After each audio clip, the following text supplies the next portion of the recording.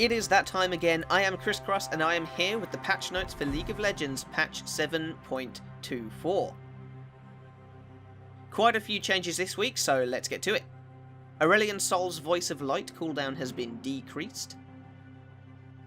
Bard's health regen has been increased, and his Meep base damage is also increased.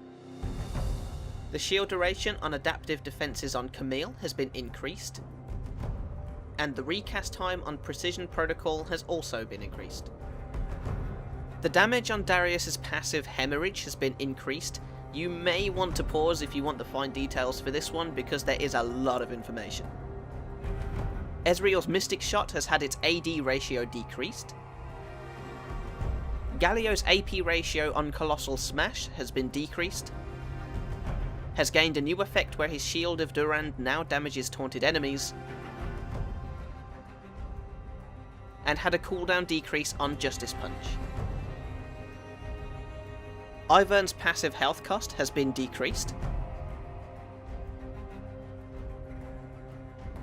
Jarvan's percent health damage on his passive has been decreased,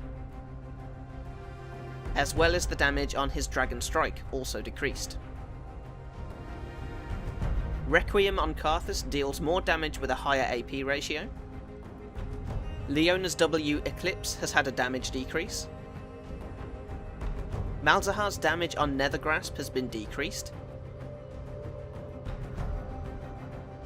Maokai's Bramble Smash has taken a damage decrease. Morgana's base mana regen has increased and mana regen growth has decreased. Her passive has changed slightly with the way it works, but still pretty much the same. And the cooldown on Tormented Soil can be reduced by triggering her new passive.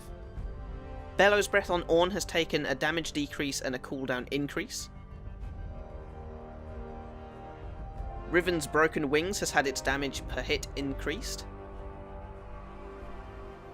Shen's Q Twilight Assault has had its base bonus damage decreased. Hymn of Valor on Sona has had its mana cost increased and the amount of bonus magic damage it does decreased. Tarik's base armor has been decreased slightly. Xin Zhao's base health has been decreased. And the Thrust of his Wind Becomes Lightning ability has had its AD ratio decreased. Yorick's base AD has been decreased very slightly. Zoe's Paddle Star cooldown now starts after the first cast rather than at the start. The duration of spell pickups from minions on her Spell Thief ability has been halved. And Sleepy Trouble Bubble has the way its cooldown refund works. The drowsy duration increased slightly, the progressive growing slow decreased, the max distance after going through a wall decreased, the trap radius has been decreased, and now Mikhail's Crucible properly removes sleep. That's a lot for one spell. Last but not least, quite a few changes for Zyra as well. Her mana regen has been increased and her mana regen growth has been decreased. On her passive, the max range her seeds can spread has been decreased, the plant duration has been increased, the duration her passive seeds last has been decreased.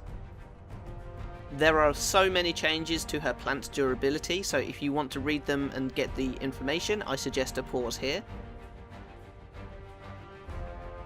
Her plants no longer gain any extra maximum health on her rampant growth, and the recharge time can now be reduced by killing enemies.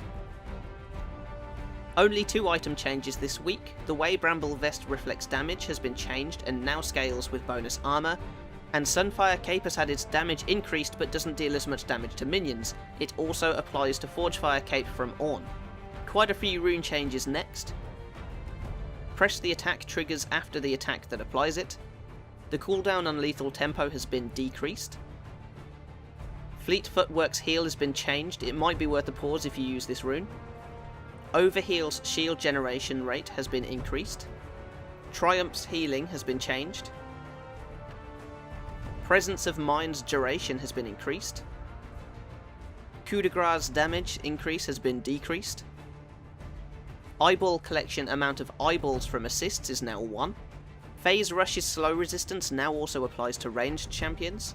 Clarity's movement speed has been decreased. Mirror Shell's magic resist has been increased. Overgrowth now shows text above the minions that you gain the health from. Revitalize now also boosts shields and heals cast on the user. And Kleptomancy no longer increases the attack range and decreases the variance in loot over time. The new skins we will be seeing this patch are Ambitious Elf Jinx,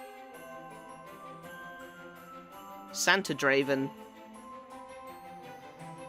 and Fawn Poppy, as well as Hextech Cogmore being a loot box only skin being added.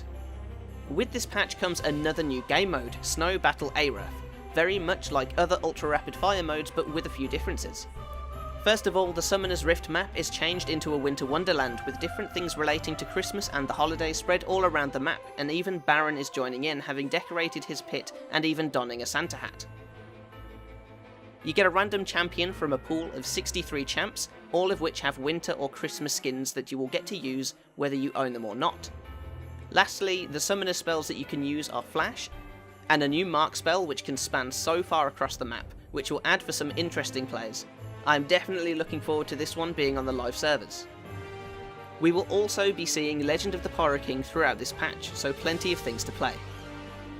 That is it from me. I hope you enjoyed the video, guys and gals. If you did, leave a comment down below. Feel free to like and subscribe, not forgetting to hit that bell for notifications, and share this video with people you know that may find them useful. It'll be a massive help to me in helping these videos continue and to not go unnoticed.